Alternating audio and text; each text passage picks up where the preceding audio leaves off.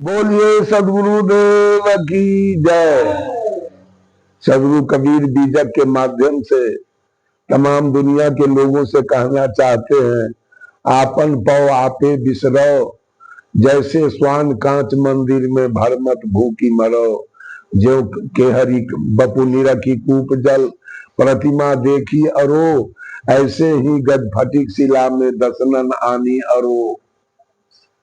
दसनन आनी अरो, मरकट मुठी स्वाद नहीं बिहुरे, घर घर रटत फिरो, कहे कबीर नलनी के सुगना, तोहे कौन पकड़ो। कहने का भाव है कि मनुष्य अपना स्वरूप का ज्ञान भूल करके मिट्टी पत्थर तम्मा अष्ट धातु के मूर्ति का पूजा करना, मंदिर में दौड़ लगाना, तीरथ बलत में दौड़ लगाना शुरू किया। क्यों? जब अपने स्वरूप का ज्ञान भुला गया। गोस्वामी तुलसीदास जी ने भी रामचरितमानस में लिखा है, जय जय अविनाशी सब घटवासी, व्यापक ब्रह्म अनंता। और कहा, घट में है सुझै नहीं, लानत है सो जिंद, तुलसी या संसार को भयो है मोतिया बिंद। और कहा, प्रकृति पार प्रभु सब उर्वासी, ब्रह्म निरीह विरज अविनाशी। जिसको घट में बताया गया, आज मनुष्य का ज्ञान, अपने आप का ज्ञान खत्म हो गया, अपने स्वरूप का ज्ञान खत्म हो गया, अपने शरीर का ज्ञान खत्म हो गया। आज मनुष्य दर दर का भिखारी बना हुआ है और चारों तरफ चक्कर काट रहा है भगवान से मिलने के फेर में। साहब कबीर ने उदाहरण दिया, जैसे स्वान कांच मंदिर में भर मत भूखी मरो। एक राजा था जिसने शीशे का मकान बनवाया और शीशे का मकान बनवाकर पूरे राज में डिगडिगिया पिटवा दिया। मेरे राज के अंदर जितने लोग हैं और जिसके जिसके पास कुत्ते हैं, वो एक एक कुत्ता रोज दिन इस मकान में आके बांधेंगे, उनको इनाम दिया जाएगा।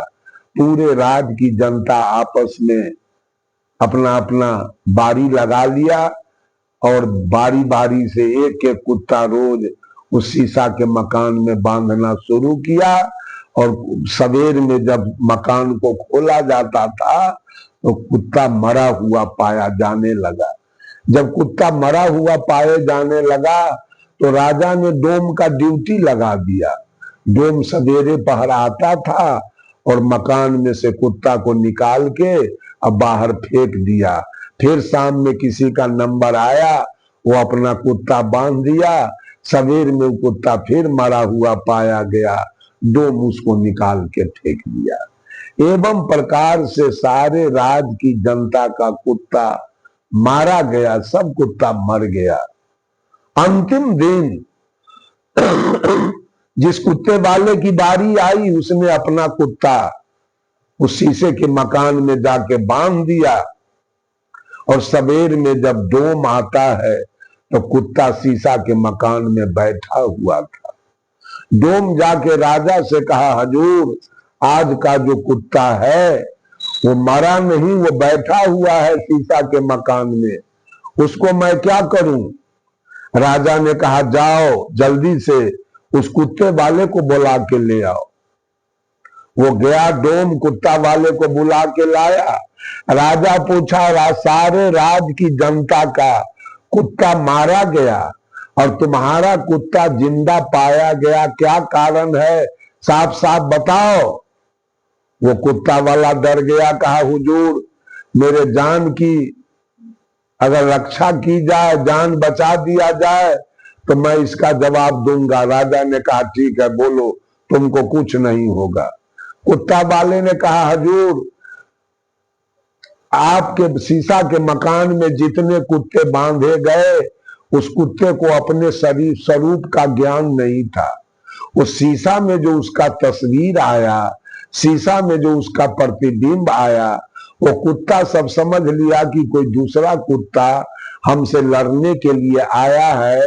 इसलिए सारे कुत्ते भौंकते भौंकते अपना दुश्मन कुत्ता समझकर भौंकते भौंकते सारे कुत्ते मारे गए, लेकिन मैं अपने कुत्ते को बचपन से दर्पण दिखाया करता था, आईना दिखाया करता था, और मेरा कुत्ता उस आईने में अपना स्वरूप को देखकर समझ गया कि मेरा ही स्वरूप है, यहाँ कोई दूसरा कुत्ता नहीं है।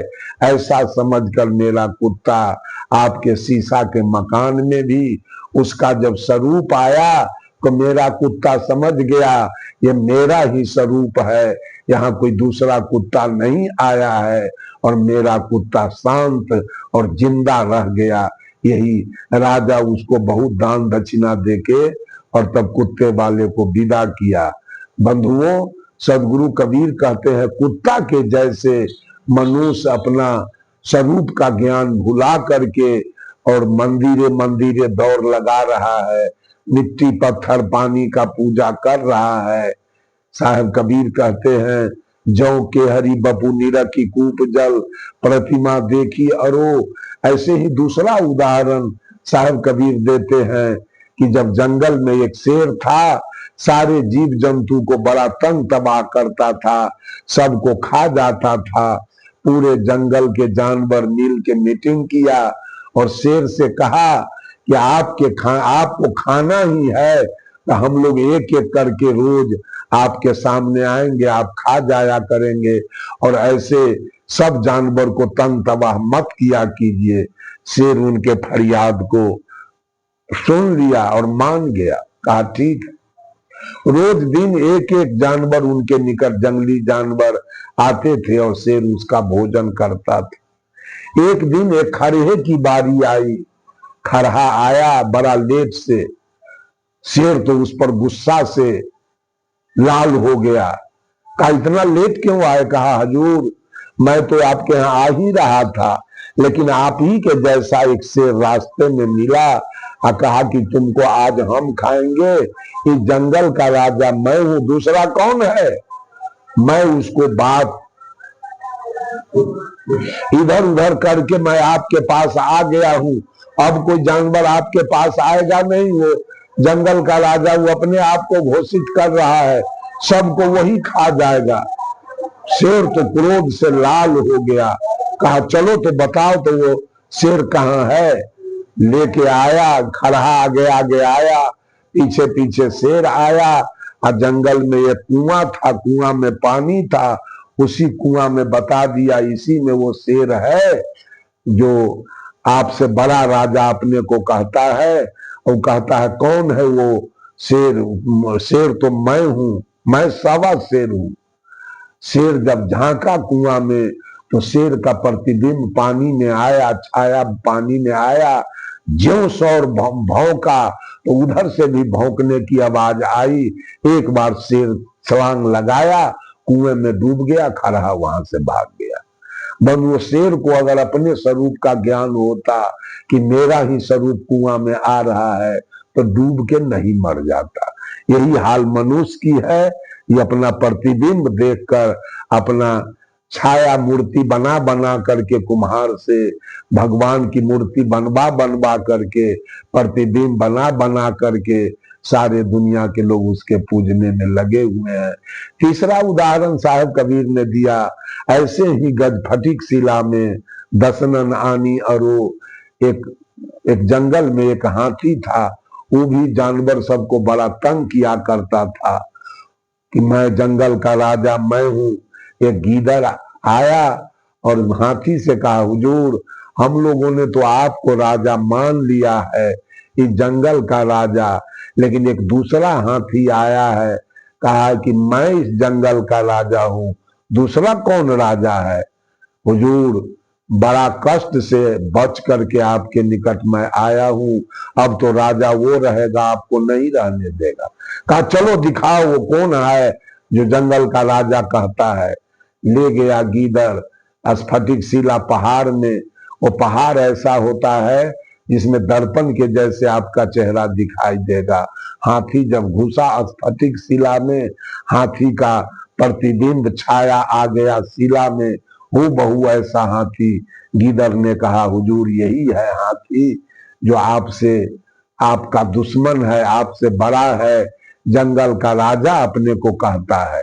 हाथी अपने स्वरूप को नहीं समझ पाया और दूसरा राजा दूसरा हाथी समझकर अपने मस्तक से स्फटिक शिला में मारना, पहाड़ में मस्तक से मारना शुरू किया। मारते मारते उसका मस्तक फट गया, हाथी मर गया उसी जगह। हाथी को भी अपने स्वरूप का ज्ञान होता तो अपना छाया समझकर वो मरता नहीं। ठीक वही हाल मानव की है। तीसरा उदाहरण साहब कबीर ने दिया। चौथा उदाहरण देते हैं, मरकट मुट्ठी स्वाद नहीं बिहुरे, घर घर रटत फिरो। बंदर भी अपने स्वरूप का ज्ञान भूल कर और गांव गांव नगर नगर में जाकर नाच तमाशा दिखा दिखा कर और मालिक का पेट भरता है अपने रट रट के चारों तरफ। अगर उसको अपने स्वरूप का ज्ञान होता कि जब देखता है बहेलिया इस पेड़ पर अधिक बंदर है तो बंदर को दिखा दिखा कर बस हाथ घुसने लायक गड्ढा खन दिया और बंदर को दिखा दिखा के उसमें जिलेबी रख दिया और व्याधा छिप गया। बंदर पेड़ पर से उतरा और गड्ढा में हाथ घुसाया जिलेबी को पकड़ने के लिए। जिलेबी को तो पकड़ लिया लेकिन मुट्ठी बंधा गया। अब वो मुट्ठी निकलने लायक नहीं है, ऐसे हाथ जाने लायक, सीधा खाना गया। मुट्ठी तो चौड़ा हो गया, मुट्ठी निकल नहीं रहा है। अब बंदर सोच रहा है कि हम पकड़ा गए। बंदर को अभी पकड़ा कोई नहीं है, बंदर स्वयं जिलेबी के लोभ में फंसा हुआ है। अगर जिलेबी को छोड़कर हाथ निकाल ले बंदर तो उसको कोई नहीं पकड़ा है। हाथ निकला नहीं, जिलेबी के लोभ में मुट्ठी बांध के रहा उसमें। बहेलिया आया, सारे बंदर को पकड़ के लेके चला गया अपने स्वरूप के ज्ञान के बिना। अंत में साहब कबीर कहते हैं, कहे कबीर नलिनी के सुगना तो है कौन पकड़ो। व्याधा जब देख लिया कि इस पेड़ पर सुग्गा बहुत है